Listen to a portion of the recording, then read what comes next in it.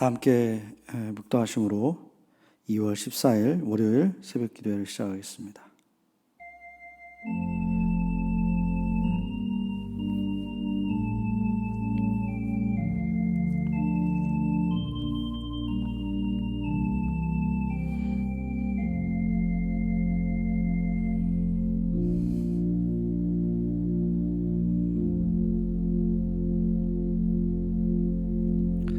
오늘도 새날을 저에게 허락해 주셔서 감사합니다. 무엇보다 주님을 사모하여 예배 자리로 불러주시니 감사합니다. 주님이 기뻐하시는 예배, 또 주님이 부어주시는 그 충만한 은혜가 있는 예배, 또 간절한 기도가 또 응답이 있는 예배가 될 수 있도록 인도하여 주시옵소서. 주님이 주신 은혜로 말미암아 새롭게 시작하는 이 한 주 넉넉히 믿음으로 승리하며 하나님의 뜻 이룰 수 있는 우리의 삶이 되도록 함께하여 주시옵소서. 예배 시종 가운데 함께 하시고 인도하실 우리 주님을 기대하며 예수 그리스도의 이름으로 기도합니다. 아멘. 다 같이 찬송가 524장 함께 부르시겠습니다.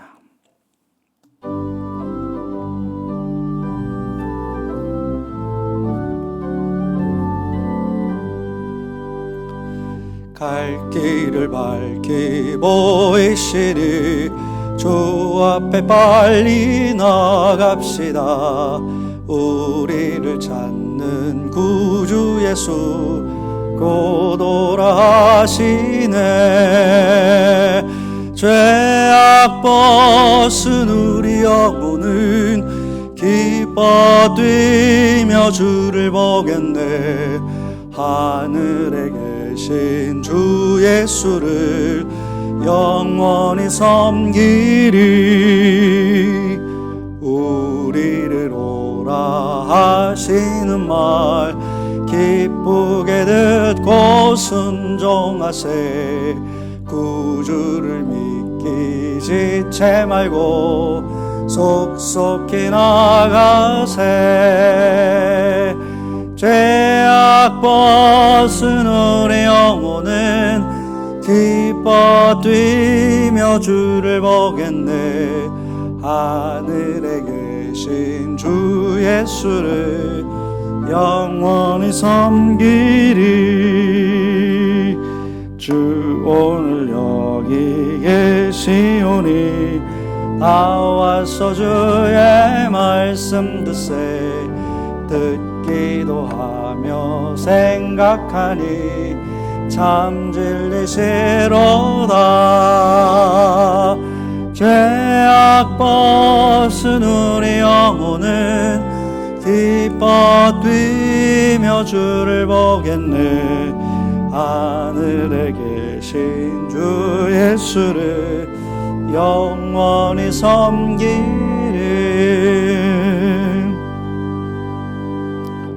하나님의 말씀 창세기 38장 1절로 11절의 말씀입니다. 봉독해 올리겠습니다. 그 후에 유다가 자기 형제들로부터 떠나 내려가서 아둘람 사람 히라와 가까이 하니라.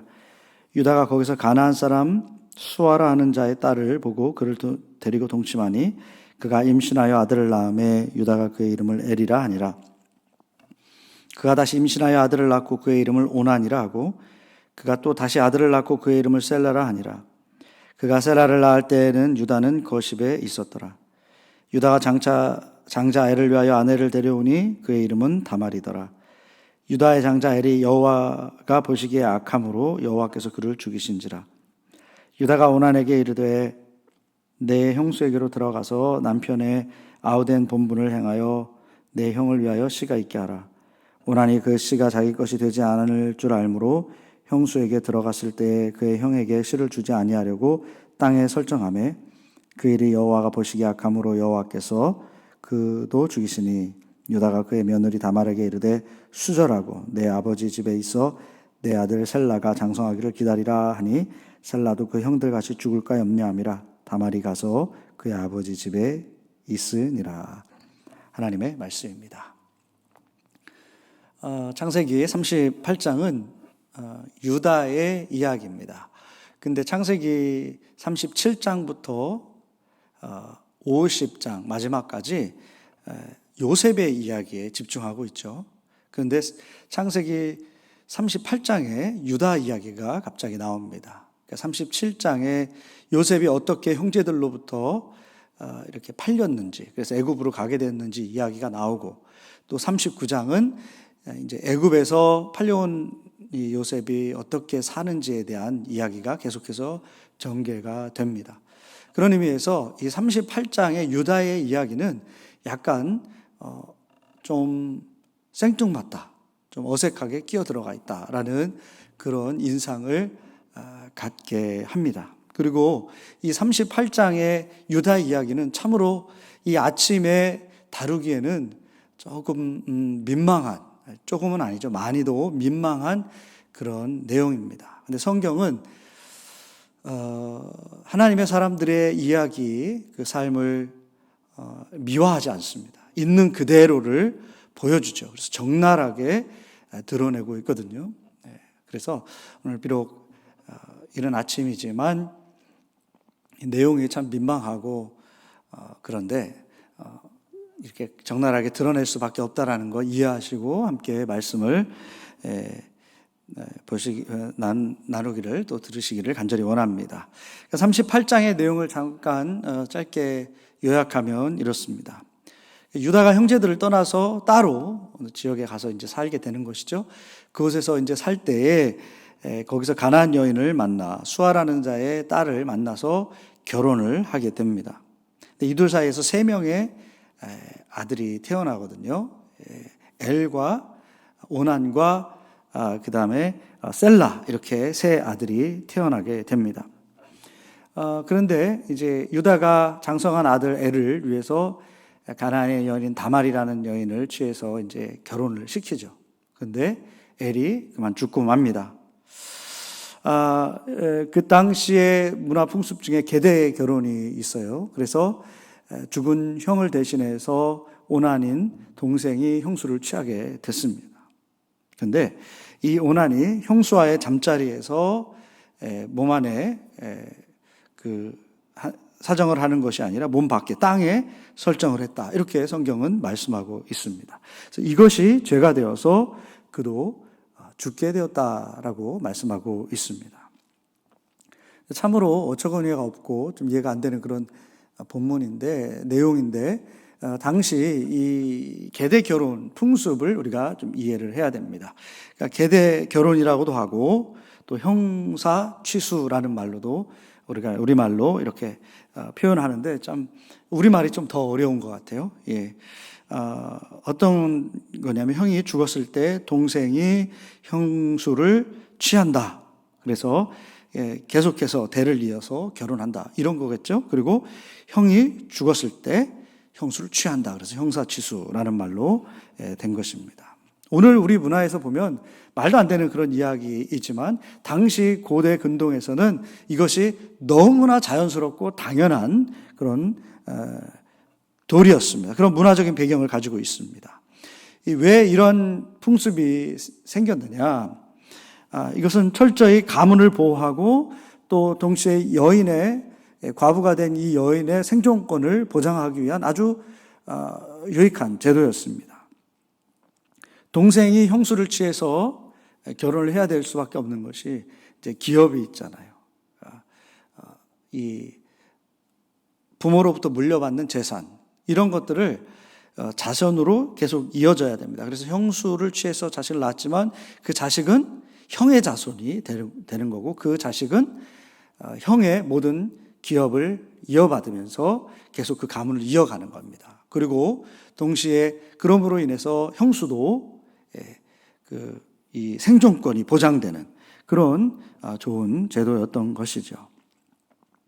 자, 이런 이유 때문에 동생 오난이 형수를 취해서 대를 이어야 되는데 그렇게 하지 않았다. 형수를 취했는데 땅에 설정을 했다라는 그런 것은 이 오난이라는 아들이 얼마나 이 극악무도한 일을 저질렀는지, 육체적으로는 형수를 탐하는 그런 쾌락은 탐하고 형과 형수에 대한 책임과 도리는 피해버리는, 결국은 무슨 뜻이겠어요? 형에게 돌아갈 기업을 주지 않겠다. 그 자식이 그렇게 되면 다 그렇게 되는 거잖아요. 재산이 가는 거잖아요. 그렇게 하지 않겠다. 그러면 자기 분깃이 더 많아질 수 있는 거겠죠. 자, 그러한 계산을 하고 있는 그런 상황인 것입니다. 그랬더니 이것이 하나님 앞에 의롭지 못하고 큰 죄악이었다. 그래서 그도 죽게 되었다라고 말씀을 하고 있죠. 자, 그럼 이제 다말은, 이 불쌍한 다말은 누구와 이 대를 이어야 하는 것입니까? 그러니까 셋째 아들 셀라가 남아 있었습니다. 그런데 셀라는 아직 어렸어요. 결혼할 나이가 아니었기 때문에 유다는 좀 기다려라. 아버지 집에 돌아가서 수절하고 있어라. 정조를 지키고 기다려라 라고 얘기했습니다. 그러나 사실 속마음은 마지막 막내 아들도 죽으면 어떡하지? 라는 두려운 마음이 있어서 다말에게 주기를 주저하고 있는 그런 상황입니다. 자, 그렇게 해서 다말은 친정집으로 가서 기다리고 있는 상황이 되는 것이죠. 근데 시간이 많이 흘렀습니다. 그러다 유다의 아내가 죽게 되었습니다. 그리고 장례를 다 마치고 일정한 애도 기간이 지난 다음에 유다는 딥나라는 곳으로 가서 양털을 깎는 그런 시간을 갖게 되죠. 양털 깎는 것은 유대 전통의 이스라엘 전통의 1년에 한 번씩 양털 깎는 곳으로 가서 얘기를 하면서 축제도 벌리고 하는 그런 전통이 있습니다. 근데 이때 며느리 다말은 그 소식을 듣고 좋은 기회다 생각하고 얼굴을 가리고 창녀로 분장합니다. 그리고 유다를 유혹합니다. 화대로 염소 새끼를 받기로 하는데 담보물로 도장과 끈, 지팡이를 받고 그렇게 하는 것이죠. 다말이 왜 이렇게 했을까요? 셀라를 기다릴 수도 있었는데 이렇게 한 이유가 있습니다. 시간이 많이 흘렀잖아요.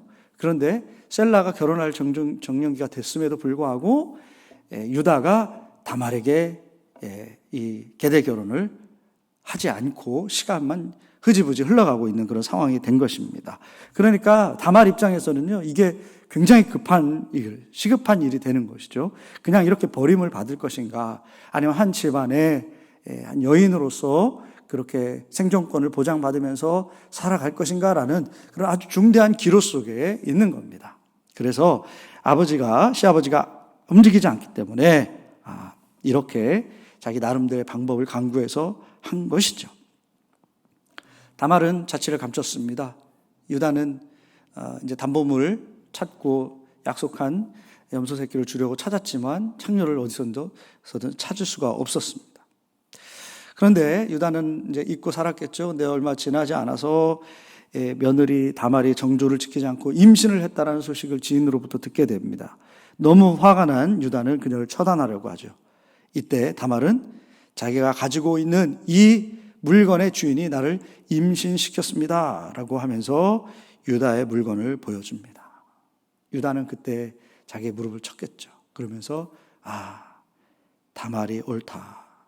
자기의 잘못을 인정합니다. 셀라를 그녀에게 주지 않았던 그런 자신의 잘못을 인정하면서 이제 며느리를 극진히 이제 대접하는 것이죠. 그리고 다말은 이 일로 베레스와 세라 쌍둥이를 얻게 된다라는 것이 창세기 38장의 내용입니다. 자, 여러분, 근데 그 내용 자체가 참 어처구니 없고 민망하고 입에 담기도 어려운 그런 말이잖아요. 어떻게 그래도 그렇지 근친상간까지 그렇게 가야 되느냐, 막 이런 민망한 일이 되고 맙니다. 근데 이를 거북한 이야기가 과연 중요한가? 꼭 우리가 이렇게 들어야 되는 것인가? 그냥 요셉의 이야기 팔려가고 그냥 이어지면 좋지 않았을까? 이런 생각도 하게 되는 것이죠. 근데 창세기 38장은 그냥 유다의 파란만장했던 아주 참 민망한 그런 자연인으로서의 그 유다의 삶과 가정행사를 그냥 단순히 소개하는 그런 차원의 이야기가 아니다. 그것보다 훨씬 더 중요한 의미가 여기에 담겨져 있기 때문에 성경에 기록하고 이렇게 우리에게 알려주시는 겁니다. 앞으로 계속해서 이어지는 하나님의 구원의 그 여정에 다 있다. 필요한 이야기다. 자, 몇 가지 이 본문이 주는 의미를 그럼 한번 생각해 보겠습니다. 첫 번째는요, 뿌린 대로 거둔다라는 것이죠. 속이는 인생은 속임을 당하고 아픔을 준 인생은 아픔을 당한다. 그보다 더한 아픔을 당한다라는 교훈을 담고 있습니다. 야곱은 아버지 이삭을 속였죠. 뭘로 속였습니까? 옷으로 속였습니다. 형의 옷을 입고 팔과 얼굴에 털을 붙여서 눈어둔 아버지를 속여서 축복을 받아냈습니다. 이 일로 야곱은 남으로부터 자신도 똑같이 속임을 당하는 그런 인생을 살았습니다. 가장 가까운 사람을 속인 야곱, 가장 가까이에서 함께하는 삼촌 라반으로부터 계속해서 속임을 당하는 그런 인생을 살게 되었죠. 옷으로 아버지를 속였던 야곱은 노년에 자녀들로부터 요셉의 옷으로 속임을 당하게 됩니다. 속임을 당해서 요셉이 죽은 줄 알고 마음에 묻고 살아가는 그런 아픔을 경험한 것이죠. 죽지는 않았지만 죽은 걸로 알았을 때 야곱의 이 마음, 아버지의 마음, 특별히 사랑했던 아들이 죽었다라는 것을 또 본인이 심부름을 보내서 그렇게 됐다라는 그 사실 앞에서 얼마나 마음이 아플까요?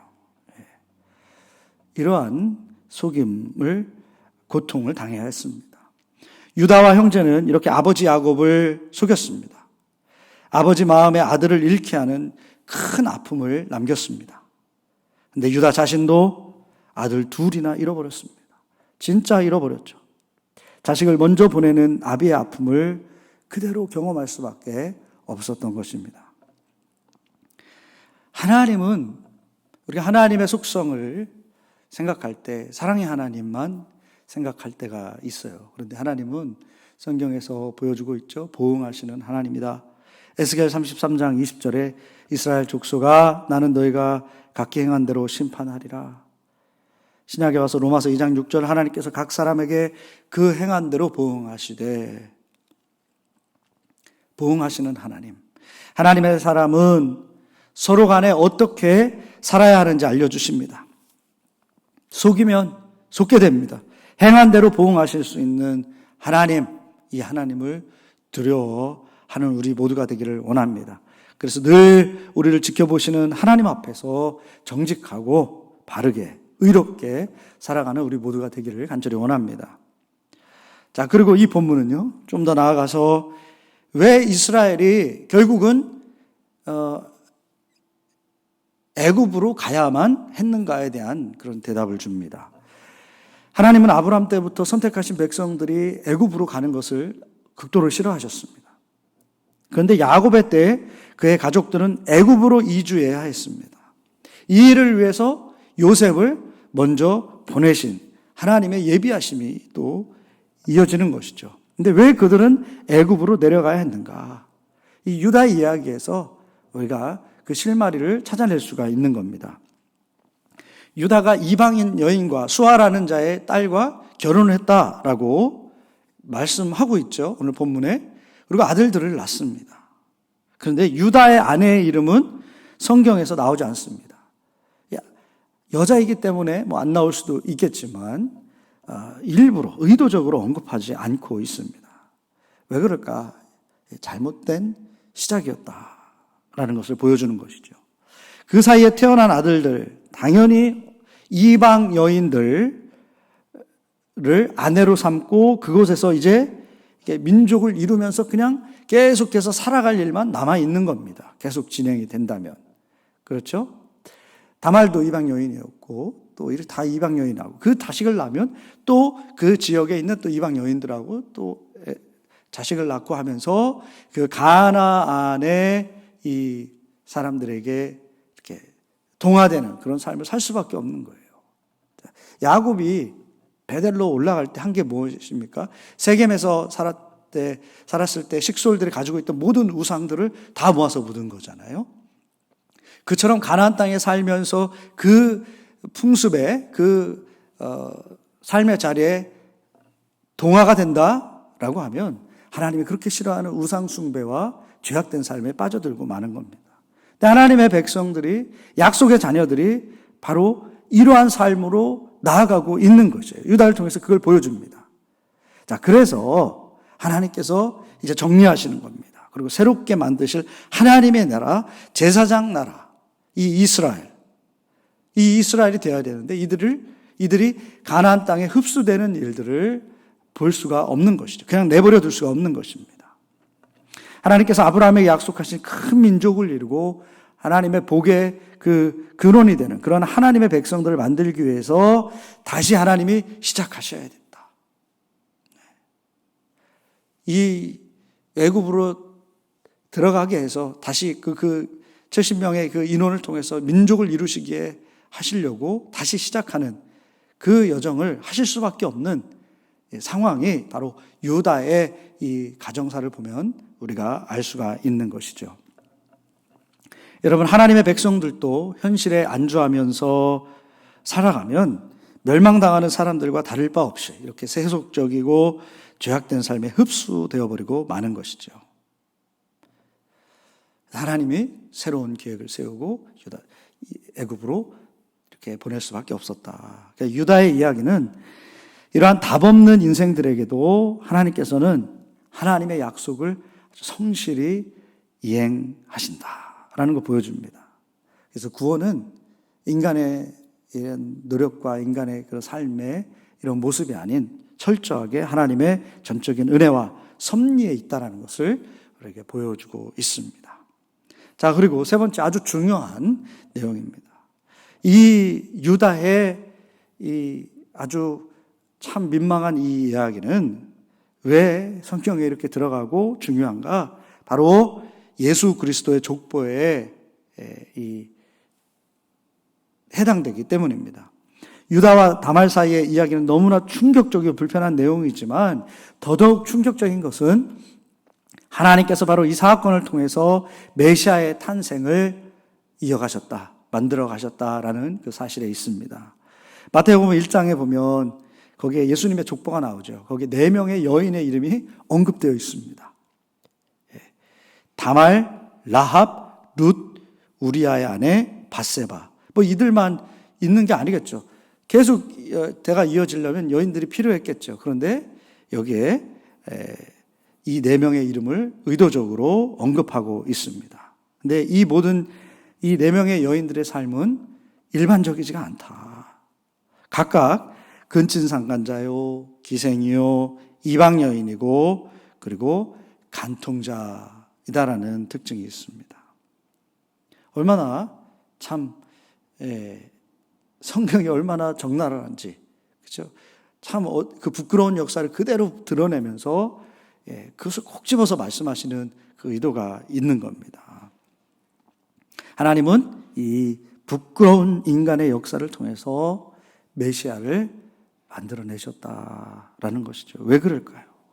여러분, 가장 높으신 분이, 가장 존귀하신 분, 가장 높은 보좌에 앉으신 하나님이 이름 없는 어떤 어린 여인, 시골의 한 여인에게 잉태된 것처럼 가장 높고 높으신 분이 가장 낮고 천한, 가장 가난한 모습으로 말기 위에 오신 것처럼 가장 존귀하고 의로우신 분이 가장 초라하고 죄악된 현실에, 그런 현실의 삶을 살아가고 있는 사람들에게 임하셨다라는 것을 보여주는 것입니다. 죄악된 인생들은 어떠한 희망도 없다. 그러한 깊은 절망 속에 그러나 하나님은 희망을 만들어 가시고 길을 만들어 가시며 그 은혜를 이루어 가셨다. 그렇게 구원해 가셨다라는 것을 강조하고 있는 것입니다. 유다는 너무나 부끄러운 인생, 실패한 인생을 살았습니다. 그러나 그 가운데서 하나님은 놀라운 구원의 역사를 이루어 가셨습니다. 여러분, 우리는 여전히 실패하고 연약합니다. 그러나 하나님의 은혜의 역사는 우리의 연약함을 넘어서, 우리의 부끄러움을 넘어서 역사하고 계신 줄 믿습니다. 여러분, 어느 누구도 우리 눈에 보이는 대로 부끄러운 삶을 산다고 비난하거나 차별하거나 질책하지 마시기 바랍니다. 그들이 그렇기 때문에 주님이 이 땅에 오신 것이며, 그래서 그들의 삶에서 주님이 더더욱 역사하시기 때문입니다. 어느 누구도 나의 삶이 남과 비교하여 자랑하지 못한다, 자랑할 것이 없다 하더라도 실망하거나 낙심하지 마시기 바랍니다. 우리의 연약함을 넘어 주님은 여전히 우리를 사랑하시고 또 우리의 연약함을 사용하시고 주님의 일을 행하고 계시기 때문입니다. 여러분, 우리의 이 믿음을 가지고 오늘도 소망 가운데 기쁨 가운데 힘차게 하루를 전진해 나가며 승리의 삶을 사시기를 우리 주 예수 그리스도의 이름으로 간절히 축원합니다. 우리 말씀을 기억하면서 묵상의 시간을 갖겠습니다.